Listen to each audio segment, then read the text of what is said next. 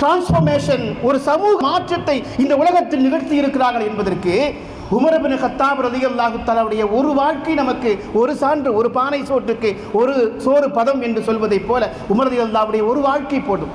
23.5 லட்சம் பரப்பளவு இஸ்லாத்துடைய வெற்றி கொடியை நாட்டிய அந்த எளிய ஹலீஃபா அவர்கள் அல்லாஹுக்கு பயந்தவர்கள்.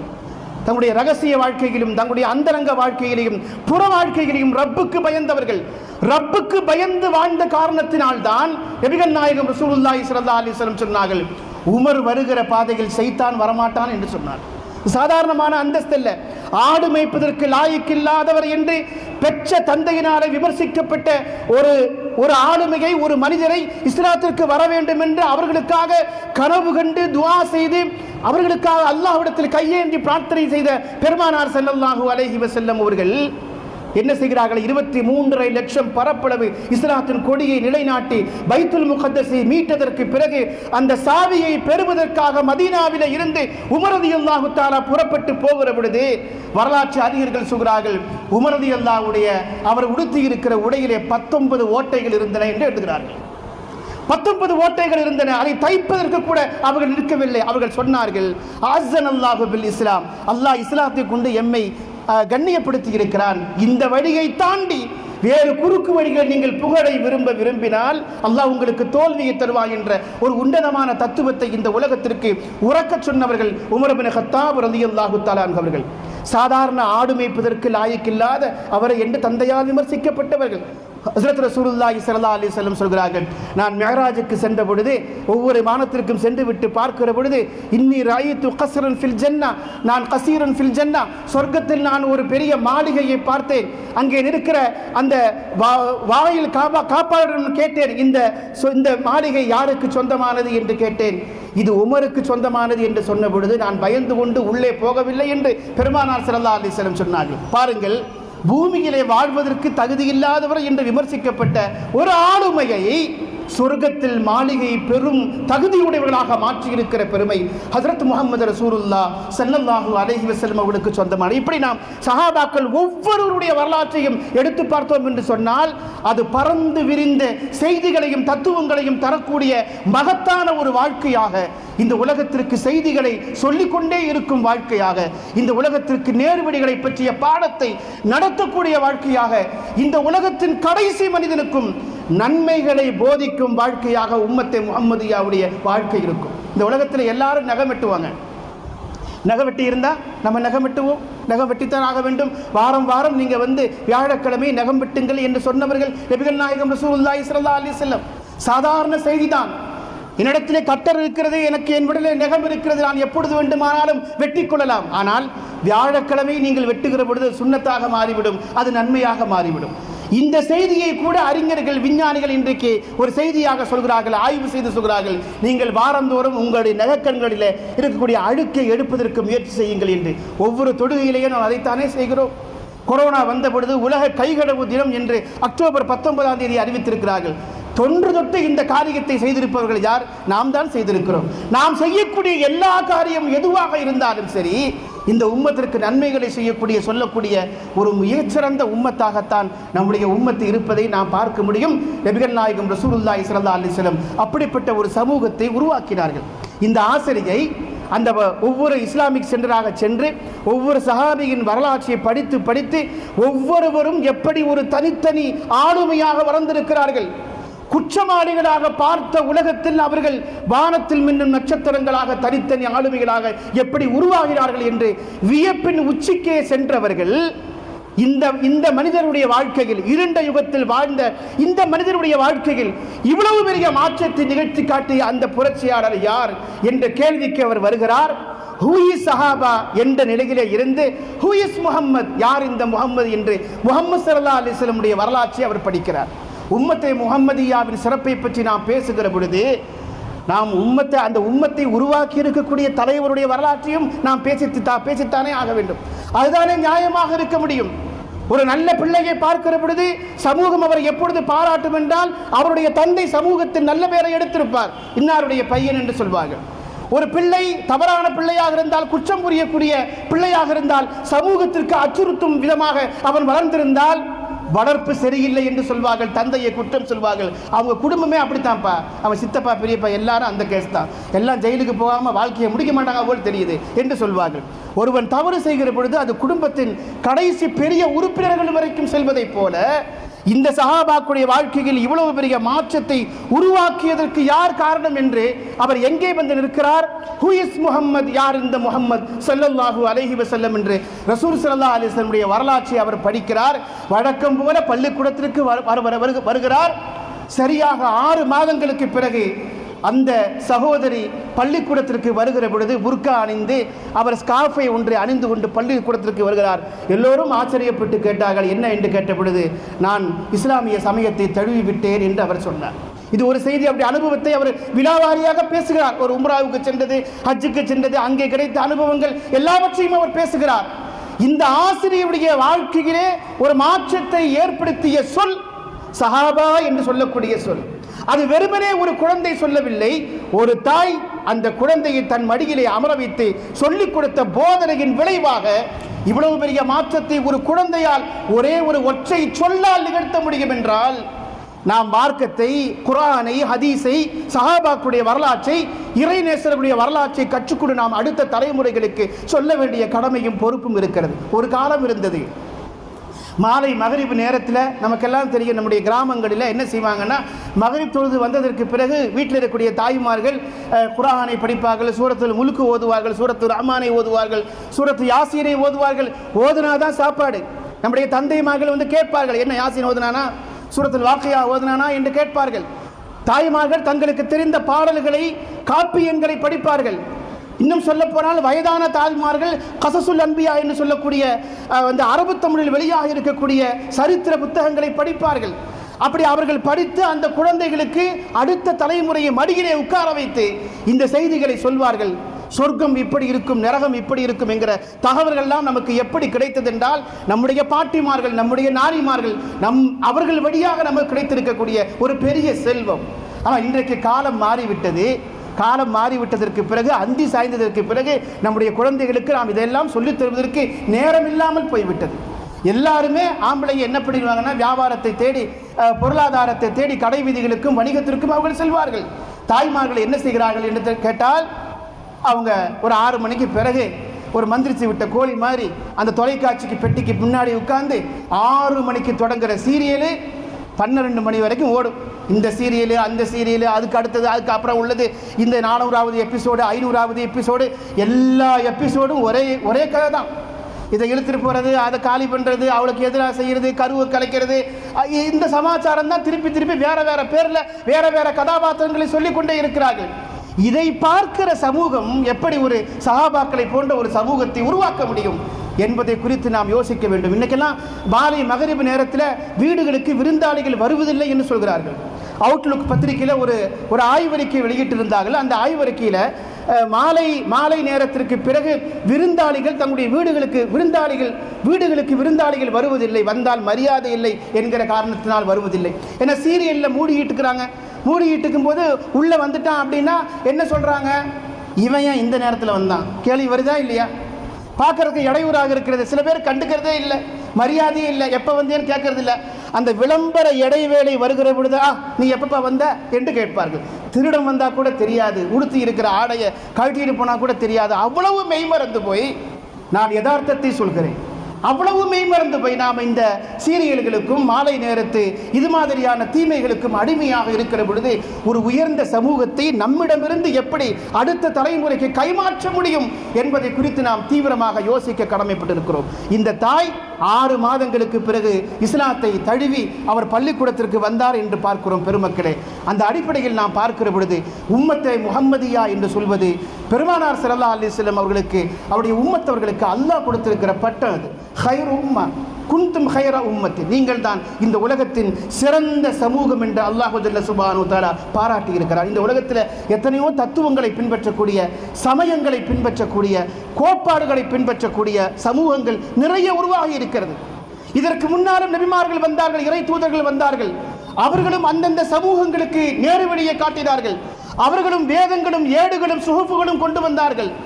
ஆனால் அந்த சமூகத்திலெல்லாம் பெறாத ஒரு பாராட்டை நீங்கள் தான் சிறந்த சமூகம் என்று அல்லாஹு ஜல்ல சுப்ஹானஹு வ தஆலா திருமறையிலே பேசினானே, அப்படிப்பட்ட ஒப்பற்ற சமூகத்தை நபிகள் நாயகம் ரசூலுல்லாஹி ஸல்லல்லாஹு அலைஹி வஸல்லம் அவர்கள் உருவாக்கி இருக்கிறார்கள்.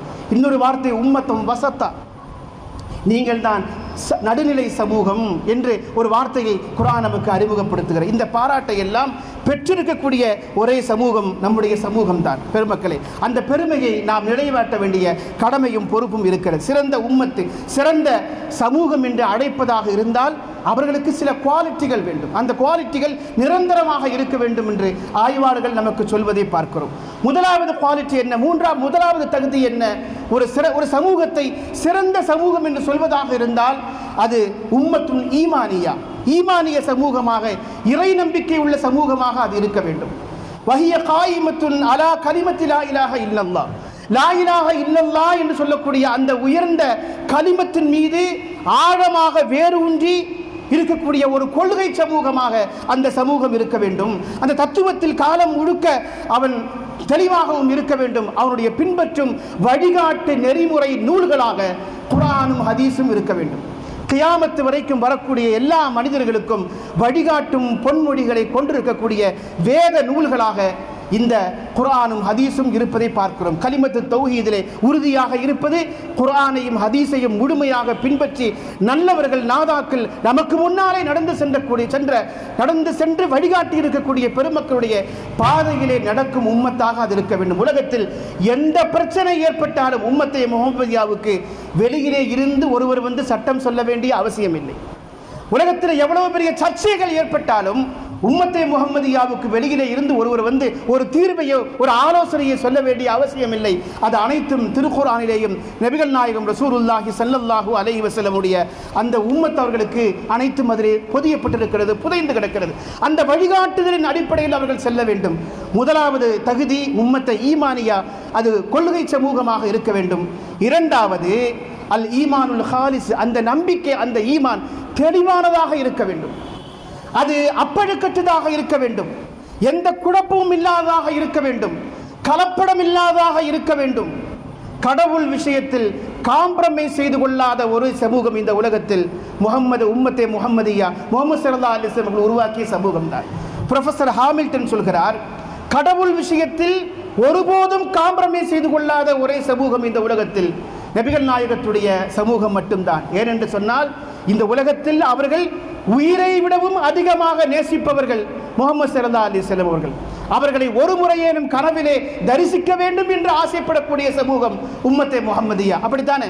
உலகத்தில் எந்த பணக்காரனை பார்த்து நீங்கள் எந்த நாட்டுக்கு போகணும்னு கேளுங்க, அவன் சொல்லுவான் சுவிட்சர்லாந்து போகணும், நயாகரா நீர்வீழ்ச்சி பார்க்கணும், லண்டனுக்கு போகணும், அங்கே போய் ஒரு மாதம் தங்கியிருக்கணும், கொடைக்கானலுக்கு போகணும், ஊட்டிக்கு போகணும்னு ஒவ்வொரு சுற்றுலா தலங்களாக சொல்வார்கள்.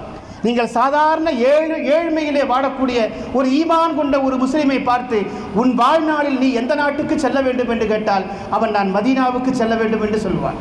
அதை விடவும் ஒரு பெரிய ஆசை அவனுக்கு இருக்க முடியாது. நான் காபாவுக்கு செல்ல வேண்டும் என்று தான் அவன் சொல்வான், இல்லையா? அப்படி ஆசைப்படக்கூடிய தலைவராக, கனவிலும் நனவிலும் தரிசிக்க வேண்டும் என்று ஆசைப்படக்கூடிய தலைவராக இதுவரைக்கும் முகம் கூட பார்த்ததில்லை. அவர்கள் எப்படி இருப்பார்கள் என்று தெரியாது. ரசூலுல்லாஹ்வுடைய வரலாற்றை படிக்கிற பொழுது நம்ம அறியாமல் எங்கிருந்து இந்த கண்ணீர் வருகிறது? பெருமானார் ஸல்லல்லாஹு அலைஹி வஸல்லம் அவர்கள் எப்படி இருப்பார்கள் நமக்கு தெரியாது. அவர்கள் துயில் கொண்டிருக்கக்கூடிய அந்த ரவுதா ஷரீஃபுக்கு முன்னாலே நின்று அஸ்ஸலாத்து வஸ்ஸலாமு அலைக்க யா ரசூலுல்லாஹ் என்று சொல்லுகிற பொழுது உடம்பு சிலிர்க்கிறது. எங்கிருந்து இந்த சிலிர்ப்பு வருகிறது? எங்கிருந்து இந்த கண்ணீர் வருகிறது? அவ்வளவு நாம் ரசூலுல்லாஹ்வை நேசிக்கிறோம். ரசூலுல்லாஹ்வை குறித்து யாராவது ஒரு சின்ன விமர்சனத்தை இந்த உலகத்தில் தகுதிக்கு மீறி அவர்கள் தவறான விமர்சனத்தை வைக்கிற பொழுது நம்மால் தாங்கிக் கொள்ள முடியவில்லை. நாம் போராடும் விதமாக போராட்ட களத்திற்கு வந்து நாம் குதிக்கிறோம், இல்லையா?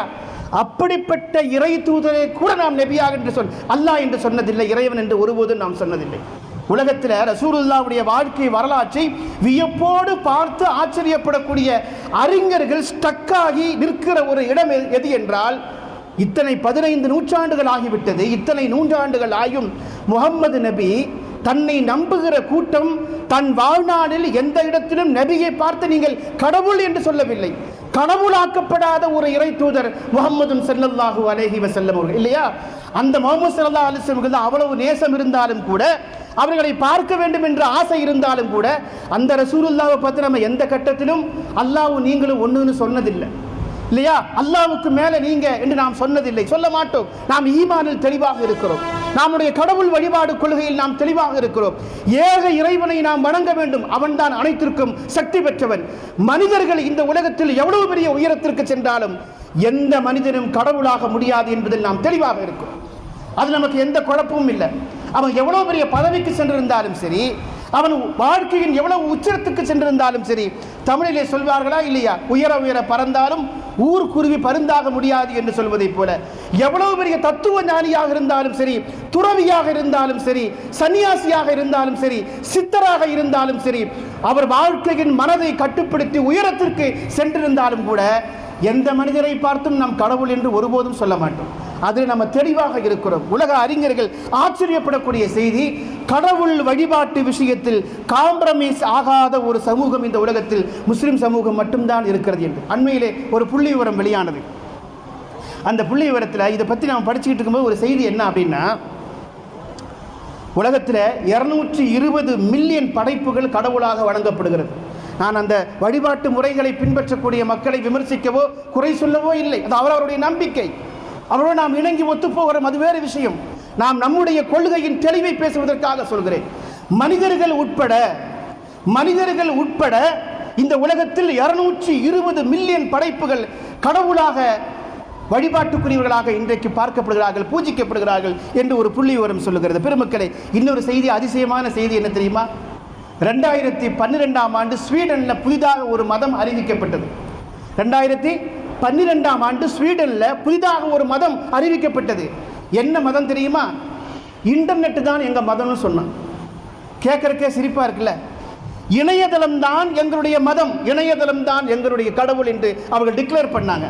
எப்படிப்பா சொல்கிற அப்படின்னு கேட்டபொழுது அவங்க சொன்னாங்க, எங்கும் நீக்கமர நிறைந்திருப்பது எப்படி கடவுள் நீக்கமர நிறைந்திருக்கிறாரோ அது மாதிரி இணையதளம் எங்கும் நீக்கமர நிறைந்திருக்கிறது இல்லையா? அதே மாதிரி கடவுள் எதை கேட்டாலும் தருவதை போல இணையதளம் எதை கேட்டாலும் தருகிறது. எங்க சிறந்த சாப்பாடு கிடைக்கும் அதுக்குன்னு தனியாக ஒரு ஆப் வச்சிருக்கிறான். அதை தட்டினா இந்த ஹோட்டலில் வாங்குங்கிறான். எந்த ஊருக்கு போகணும்னு சொல்லி லொக்கேஷனை கேட்டால் அது லொக்கேஷனை இந்த கூகுள் காட்டுது. இல்லை, என்ன தேவைகள் மனிதர்களுக்கு இருந்தாலும் அந்த தேவைகளை பூர்த்தி செய்கிற இடத்தில் உங்களுடைய கடவுள் இருப்பதை போல எங்களுடைய இணையதளம் இருக்கிறது. அதனால் நாங்கள் இணையதளத்தை கடவுளாக நம்புகிறோம், இணையதளத்தை புதிய மதமாக நாங்கள் அறிவிக்கிறோம் என்று சொன்னார்கள். இப்படி சொன்னால் பரவாயில்லை.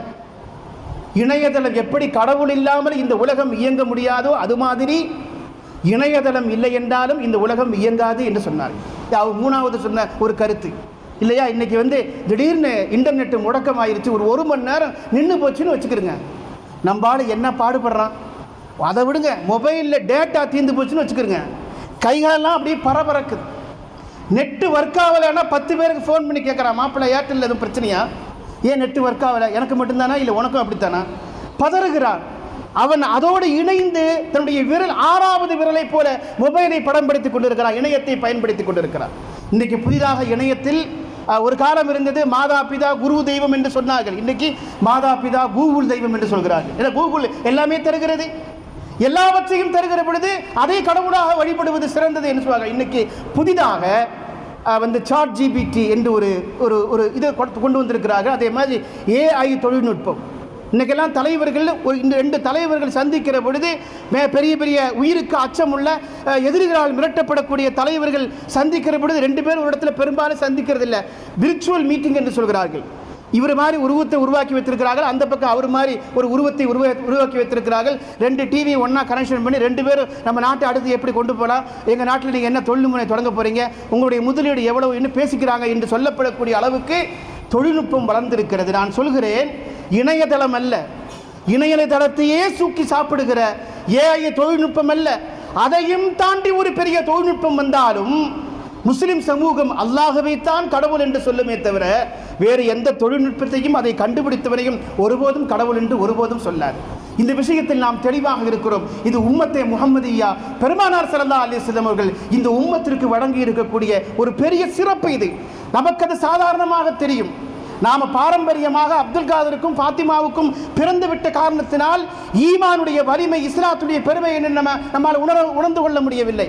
ஆனால் எது ஹிதாயத்து என்று தெரியாமல் ஆய்வு செய்து எல்லா மதங்களையும் கரைத்து குடித்து தேடி கண்டுபிடித்து எது சத்தியம் எது ஹிதாயத்து என்று கண்டுபிடித்து கொண்டு வரக்கூடிய பெருமக்கள் இருக்காங்க பாருங்க.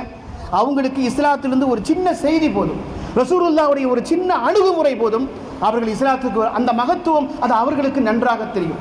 நான் இதைத்தான் சொல்கிறேன், எந்த இடத்திலேயும் இன்டர்நெட் இணையதளம் எல்லாம் அதை தாண்டி எவ்வளவு பெரிய சக்தி வந்தாலும் நாம் அந்த இடத்துல என்ன சொல்ல மாட்டோம், அதுதான் கடவுள் என்று சொல்ல மாட்டோம். 6 மாதம் அல்லாஹ்வை நம்பணும், அவன் நமக்கு சரியா கை கொடுக்கல, ஒரே சோதனையா கஷ்டமா இருக்குது, நோய் தீர மாட்டேங்குது, கடன் தீர மாட்டேங்குது, ஒரு 6 மாதம் அங்கிட்டு தாவி பார்ப்போமே என்று நாம் ஒருபோதும் சொல்ல மாட்டோம். அது என்ன சோதனை வந்தாலும் என்ன கஷ்டம் வந்தாலும் என்ன நெருக்கடி வந்தாலும் அல்லாஹ் நமக்கு ஒரு வழியை வைத்திருப்பான், நாம் பொறுமையாக இருப்போம் என்று இந்த உம்மத்திற்கு கற்றுக் கொடுத்திருக்கிற பெருமை நபிகள் நாயகம் ரசூலுல்லாஹி ஸல்லல்லாஹு அலைஹி வஸல்லம் அவர்களுக்கு. ஏன் அவ்வளவு, ஏன் ஈமானுக்கு உலை வைக்கக்கூடிய ஒரு சாதாரண ஒரு சின்ன சொல்லக்கூட இந்த உம்மத்தை முஹம்மதியா சொல்லார். ஒரு கஷ்டத்தில் இருக்கிற பொழுது யாராவது நம்மளை காப்பாற்ற வந்தாங்க, அல்லது ஒரு நமக்கு நம்முடைய சொந்த பந்தம் உறவினர்கள் யாராவது மருத்துவமனையில் அனுமதிக்கப்பட்டார்கள், அவங்க உயிருக்கு போராடிட்டு இருக்கிறாங்க, எந்த டாக்டரையும் பார்த்து கடவுள் மாதிரி என்னை காப்பாற்றுறீங்கன்னு நாம் சொல்ல மாட்டோம்.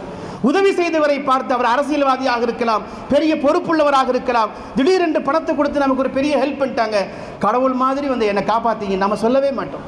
அப்பா அம்மா முதற்கொண்டு யாரையும் கடவுளாக வழிபடாமல் ஏக இறைவனை வணங்க வேண்டும், அவனை மட்டுமே வழிபட வேண்டும். அவன்தான் மகா சக்தியாளன், அவன்தான் வல்லமை படைத்தவன், அவன்தான் வானத்தையும் பூமியையும் இன்னும் கண்ணுக்கு தெரியாத புலன்களுக்கு புலப்படாத கோடிக்கணக்கான படைப்பினங்களை இயக்கி வருபவன் அவன்தான் என்கிற ஆழமான நம்பிக்கையில் இருப்பவர்கள் நாம்.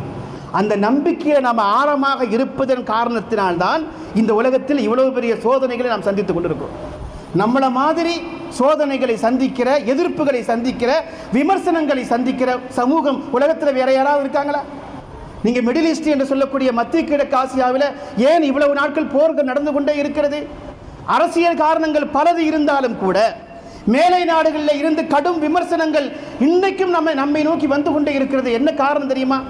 அந்த ஒரு கலிமா நம்ம உறுதியாக இருக்கிறோம், அதனால் தான் அடி வாங்குகிறோம், அதனால் தான் விமர்சனத்திற்கு உள்ளாகிறோம், அதனால் தான் கடும் சொற்களால் நாம் வசைபாடப்படுகிறோம், அதனால் தான் விமான நிலையங்களிலேயும் ரயில் நிலையங்களிலேயும் நம்முடைய பேரை பார்த்தவுடனே சோதிக்கிறான். நம்மளை மாதிரி இன்னொருத்தன் பக்கத்தில் தாடி வச்சுட்டு நிற்கிறான், அவனை சோதிக்க மாட்டேங்கிறான், நாம் பேகோட நம்மளை சோதிக்கிறான். பாருங்க, ஏன் சோதிக்கிறான்னா எல்லாவற்றுக்கும் பேசிக் என்னன்னா இந்த ஒரு கலிமா தான், அது அவனை உறுத்துது. இவன் காம்ப்ரமைஸே ஆக மாட்டான், இந்த விஷயத்தில் காம்ப்ரமைஸே ஆக மாட்டான். அவனை அடித்தாலும் உதைத்தாலும் விஷம் வைத்து கொன்றாலும் அவனுடைய நெஞ்சுக்கு நேரே துப்பாக்கியை பிடித்து அவனை நாம் மிரட்டினாலும் அவன் ஒருபோதும் அல்லாஹ் கடவுள் இல்லை என்று ஒருபோதும் சொல்ல மாட்டான். அதுதான் மூமினுடைய பண்பு. இந்த கொள்கை உறுதிமிக்க சமூகமாக முஹம்மது ஸல்லல்லாஹு அலைஹி வஸல்லம் உம்மத் இருக்கிறது. ஹஜ்ரத் பிலால் ரலியல்லாஹு தஆலா அன்ஹு அவர்கள், ஹஜ்ரத் ஹப்பாப் ரலியல்லாஹு அவர்களிலே தொடங்கி இன்றைக்கு வரைக்கும் சோதனைகள் சந்தித்துக் கொண்டிருக்கிறோமே, அதுக்கு என்ன காரணம்?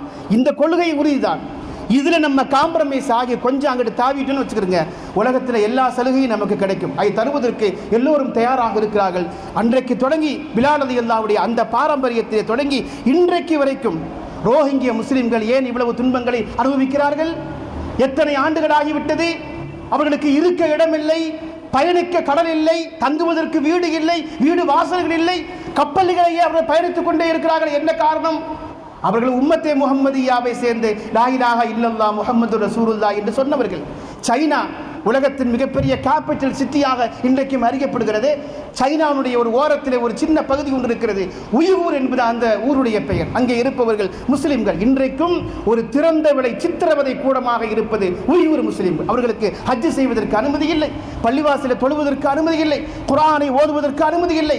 ஸ்டாலின் லெனின் போன்றவருடைய ஆட்சி காலத்தில் எவ்வளவு பெரிய கொடுமைகளை ரஷ்யாவிலே அவர்கள் முஸ்லிம்கள் அனுபவித்தார்களோ அதை விடவும் கொடூரமான கொடுமைகளை உய்கூர் முஸ்லிம்கள் இன்றைக்கு அனுபவித்துக் கொண்டிருக்கிறார்களே. அவர்கள் யாராவது ஒருவர் இந்த துன்பங்களை எல்லாம் அனுபவிக்கிற பொழுது நாம் கலிமா சொன்ன காரணத்தில் தானே இப்படிப்பட்ட சோதனை, கொஞ்சம் அந்த பக்கம் இருந்து பார்ப்போமே, அவர்களை போல் நாம் சொகுசு வாழ்க்கை வாழ்வோமே, அவர்களை போல் நாம் கிளப்புகளுக்கும் பப்புகளுக்கும் செல்லலாமே, குடித்து கூத்தாடலாமே நினைத்திருந்தால் அவர்களுக்கு ஒரு சொர்க்க வாழ்க்கை அந்த மண்ணிலே இருக்கிறது. ஆனால் அவர்கள் இன்றைக்கும் ஈமானிலே உறுதியாக இருக்கிறார்கள். ஏன்? பலஸ்தீன் முஸ்லிம்கள் 75 ஆண்டுகளாகிவிட்டது, இன்றைக்கும் போராடி கொண்டிருக்கிறார்கள், இன்றைக்கும் அவர்கள் போராடி கொண்டிருக்கிறார்கள். 75 ஆண்டுகள் ஆகிவிட்டது. கடந்த வருடம் அக்டோபர் 7ஆம் தேதி தொடங்கிய அந்த போராட்டத்தின் அந்த எதிர் வினைகளை இன்றைக்கும் அவர்கள் அந்த குடும்பம் அனுபவித்துக் கொண்டே இருக்கிறது. வீடு இல்லை, வாசல் இல்லை, தங்குவதற்கு எதுவுமே இல்லை, குடிப்பதற்கு தண்ணீர் இல்லை, உண்ணுவதற்கு உணவில்லை. இந்த எல்லைக்கு சென்றால் இங்கே இருந்து துப்பாக்கியிலே மிரட்டுகிறார், அந்த எல்லைக்கு செல்கிறார்கள், அந்த எல்லையில் நின்றால் அங்கே இருந்து மிரட்டுகிறார்கள், அங்கிருந்து இங்கே ஓடி வருகிறார்கள். இந்த ஒரு வருட காலமாக 333 நாட்களாக அவர்கள் பாலஸ்தீனம் என்று சொல்லக்கூடிய அந்த மண்ணின் காசா என்ற பகுதியிலே இந்த இடத்தில் இருந்து அந்த இடத்திற்கு, அந்த இடத்தில் இருந்து இந்த இடத்திற்கு மாறி மாறி ஓடிக்கொண்டே இருக்கிறார்கள். என்ன காரணம்? லா இலாஹ இல்லல்லாஹ் முஹம்மதுன் ரசூலுல்லாஹ். இவ்வளவு பெரிய எதிர்ப்புகளை சந்தித்ததற்கு பிறகும் தன்னுடைய கண்களுக்கு முன்னாலே பிள்ளை சுட்டுக் கொல்லப்படுகிறார். முதலாம் உலகப் போரிலே வீசப்பட்ட குண்டுகளுடைய அதே அளவு கனம் வாய்ந்த குண்டுகள் இன்றைக்கும் எளிய மக்கள் தங்கியிருக்கக்கூடிய முகாம்கள் மீது போடப்படுகிறது. பஸ்வமாய் விடுகிறார்கள் அங்கே இருக்கிற குழந்தைகளும் பெண்களும் தாய்மார்களும். ஆனால் உயிர் பிழைத்தவர்கள் மருத்துவமனையிலே படுத்து கிடக்கிற பொழுது கையில்லை, காலு இல்லை, கண் பார்வை இழந்து விட்டார்கள், ரத்தம் வழிந்து கொண்டே இருக்கிறது. அந்த நிலையிலும் கூட அவர்கள் சொல்லுகிற வார்த்தை என்ன? ஹஸ்புனல்லாஹு வ நிஅமல் வக்கீல். எங்களுடைய நிலைமைக்கெல்லாம் பொறுப்பேற்றுக் கொண்டவன் எங்கள் ரப்பு, அவன் ஒரு நல்ல வழியை வைத்திருப்பான் என்று சொல்வதற்கான ஈமான் அவர்களுக்கு எப்படி வருகிறது? உம்மத்தே முஹம்மதியாவின் சிறப்பு. எந்த காரணத்தை கொண்டு இவ்வளவு நம்மளை போட்டு ஆர்ச்சனை பண்ணி அடிக்கிறானே, நம்ம அப்படியே அங்கிருந்து கொஞ்சம் விலகி வேற சமயத்தை ஏற்றுக்கிட்டு மேலை நாட்டில் போய் நம்ம சொகுசா வாழுவோம் என்று அவர்கள் நினைத்திருந்தால் 75 ஆண்டுகள் அவர்கள் போராட வேண்டிய அவசியமே இல்லை.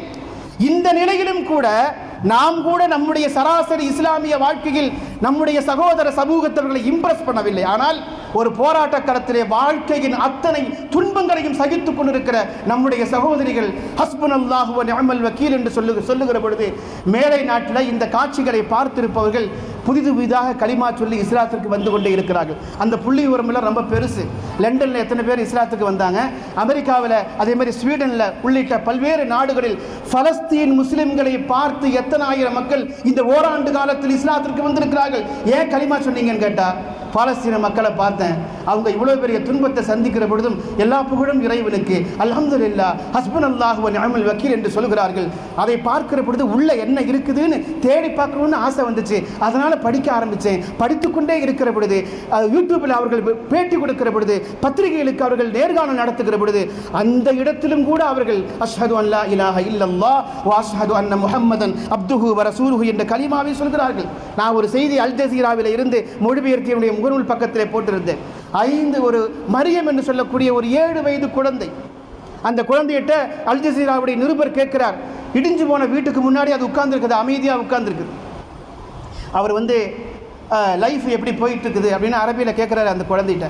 ஆஸ் யூஷுவல் அப்படின்னு அது ரொம்ப கூடாது பதில் சொல்லுது. அவருடைய முகத்தில் எந்த விதமான கவலையும் இல்லை, எந்த விதமான சோகமும் இல்லை. அப்போ கேட்டாங்க, எல்லாமே இடிஞ்சு போட்டு அப்பாவும் அம்மாவும் நீயும் இந்த வீட்டுக்கு முன்னாடி உட்கார்ந்துருக்கிறாயே, உனக்கு இந்த விளையாட்டு சாமான்லாம் எதுவுமே இல்லையா, டாய்ஸ் எதுவுமே இல்லையா என்று கேட்குற பொழுது எல்லாமே நாசமாக போச்சு. இப்போ கைவசம் பொழுது போகிறதுக்கு என்ன வச்சிருக்கிற, செல்ஃபோனாவது வைத்திருக்கிறாயா என்று கேட்கிறார் நிருபர். அப்போ அந்த குழந்தை சொல்லுது, செல்ஃபோன் இல்லை, அதை விடவும் வேறொன்று நான் வைத்திருக்கிறேன் என்று சொல்லி அந்த குழந்தை வீட்டுக்குள்ளே இருந்து அந்த இடிந்த இடத்துல மிச்சமாக இருக்கிற பொருட்களில் இருந்து ஒரு குர்ஆனை எடுத்துக்கொண்டு வந்து காட்டுகிறது. என்னுடைய பொழுதுபோக்கு இதுதான் என்று. 7 வயது குழந்தை மரியம் அந்த குழந்தையின் பெயர். என்னுடைய பொழுதுபோக்கு குர்ஆன் தான். இதை நீ ஓதிக்கொண்டிருக்கிறாயா? நான் ஓதிக்கொண்டிருக்கிறேன். 5 நாட்களில் நான் ஒரு குர்ஆனை முடிப்பேன் என்று அந்த குழந்தை சொல்லுது. உலகத்தில் மிக பெரும் அளவில் வைரலான செய்தி இந்த செய்தி. 5 நாட்கள் எப்படி ஒரு குர்ஆனை ஒரு 7 வயது குழந்தையால் ஓத முடிகிறது? வாழ்க்கையில் இனி இழப்பதற்கு ஒன்றுமே இல்லை என்று சொல்லப்படக்கூடிய அந்த நிற்கதியான நிலையிலும் கூட உம்மத்தே முஹம்மதியா எதில் ஆறுதல் பெறுகிறது என்று சொன்னால் இதில் ஆறுதல் பெறுகிறது. இதுதான் பெருமானார் ஸல்லல்லாஹு அலைஹி வஸல்லம் அவர்கள் இந்த உலகத்தில் நிகழ்த்தி காட்டியிருக்கிற பெருமை.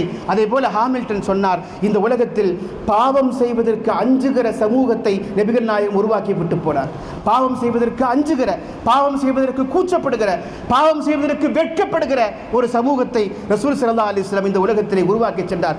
பாவம் என்று வருகிற பொழுது, ஹலால் ஹராம் என்று வாழ்கிற பொழுது ஒரு அடி பின்னால நின்று அதில் தயங்கி சந்தேகம் இருந்தால் புறக்கணித்து விட்டு வாழக்கூடிய மிகச்சிறந்த உம்மத்தாக உம்மத்தே முஹம்மதியா ரசூல் ஸல்லல்லாஹு அலைஹி வஸல்லம் உம்மத் இருக்கிறது. இந்த உலகத்தில் மட்டுமல்ல, ஆகிரத்து வரைக்கும் நமக்கும் ரசூலுல்லாஹுக்குமான அந்த பாண்டிங், அந்த கனெக்ஷன் அறுபடாது. ஒரு சஹாபி ரசூலுல்லாஹ்ட்ட கேட்குறாங்க, யார் ரசூலுல்லாஹ், இந்த உலகத்தில் உங்களை பார்க்கணும்னு நினச்சா ஓடி நாங்கள் பார்த்துடுறோம். நீங்கள் வியாபாரத்துக்கு போகிறீங்க, வணிகத்துக்கு போகிறீங்க, வெளியில் போகிறீங்க, உங்களை பார்க்கணுங்கிற தேட்டம் வருகிற பொழுது ஓடோடி பள்ளிவாசல் உங்களை பார்த்து விடுகிறோம். அப்படி என்றால் நாளை மறுமை தினத்தில் நான் உங்களை எங்கே வந்து பார்க்கறது? நீங்கள் நபி இல்லையா? நீங்கள் சொர்க்கத்தில் ஒரு பெரிய உயர்ந்த இடத்தில் இருப்பீர்கள். அங்கே வந்து நான் அந்த லட்சக்கணக்கான கோடிக்கணக்கான மக்கள் மத்தியில் உங்களை அங்கே வந்து எப்படி பார்ப்பது, எங்கே வந்து பார்ப்பது என்று கேட்ட பொழுது பெருமானார் ஸல்லல்லாஹு அலைஹி வஸல்லம் சொன்னார்கள், ஹவுதுல் கௌசருக்கு பக்கத்தில் உங்களுக்காக நான் காத்திருப்பேன் என்று சொன்னார். இந்த உலகத் வாழ்க்கையை முடித்துக்கொண்டு மறுமைக்கு சென்றாலும் கூட நான் மறுமையில் எங்கே இருப்பேன் என்று விசிட்டிங் கார்டை கொடுத்து விட்டு சென்றவர்கள் பெருமானார் ஸல்லல்லாஹு அலைஹி வஸல்லம். நமக்கும் ரசூலுல்லாஹுக்குமான நெருக்கம் என்பது அத்தகையது. அவர்கள் அப்படிப்பட்ட ஒரு சமூகத்தை இந்த உலகத்தில் நிறுவியிருக்கிறார்கள். ஒரு மிகப்பெரிய விசாலமான ஒரு தலைப்பு இது. இதற்குள்ள இன்னும் நிறைய செய்திகளை சொல்ல வேண்டி இருக்கிறது. முடிக்க வேண்டிய நேரமும் வந்துவிட்டது. இன்ஷா அல்லாஹ் அல்லாஹு ஜல்ல சுப்ஹானஹு வ தஆலா உயிர் உள்ள வரைக்கும் இந்த உம்மத்தை முஹம்மதியாவில் நீடித்திருப்பதற்கும் பெருமானார் ஸல்லல்லாஹு அலைஹி வஸல்லம் அவர்களை கனவிலும் கனவிலும் தரிசிக்கும் அந்த பாக்கியத்தை பெறுகிற அந்த தேட்டத்திலேயும் நம்முடைய வாழ்க்கையில் மறந்து போன சுன்னத்துகளை சரியான நேரத்தில், வெறுமனே தொழுகையில் மட்டும் சுன்னத்தை பின்பற்றதில்லை. கல்யாணமாக இருந்தால் கல்யாணம், கொடுக்கல் வாங்கலாக இருந்தால் கொடுக்கல் வாங்கல், கடன் கொடுப்பதாக இருந்தால் கடன் கொடுப்பதற்கு ரசூலுல்லாஹ் ஒரு முறையை சொல்லியிருக்கிறாங்க. இப்படி எல்லாவற்றிலேயும் ரசூலுல்லாஹ்வுடைய சுன்னத்தை பின்பற்றி வாழக்கூடிய உயர்ந்த சமூகமாக நம்முடைய மரணம் வரைக்கும், மரணத்திற்கு பிறகும் ரசூலுல்லாஹ்வை ஹவுதுல் கௌசரில் சந்திக்கும் பெரும் பாக்கியத்தை உம்மத்தை முஹம்மதியாவில் இருக்கக்கூடிய எனக்கும் உங்களுக்கும் அல்லாஹ் தந்தருள் பாலிப்பாராக. வாஹிர் தஅவானா அல்ஹம்துலில்லாஹி ரப்பில் ஆலமீன். அஸ்ஸலாமு அலைக்கும் வரஹ்மத்துல்லாஹி தஆலா வபரகாத்துஹு.